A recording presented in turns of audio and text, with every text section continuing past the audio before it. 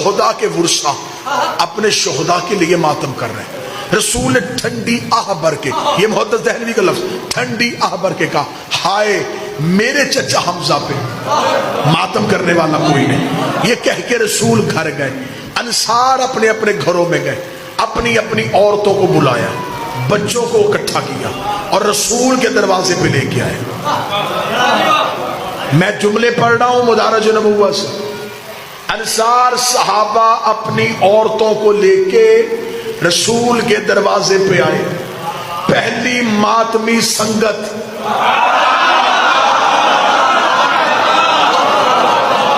صحابہ کے گھروں سے نکلی، رسول کے دروازے پہ آ کے صحابہ کی عورتوں نے اونچی آواز سے رسول کے چچا حمزہ پہ آہو فریاد کرنا شروع کی.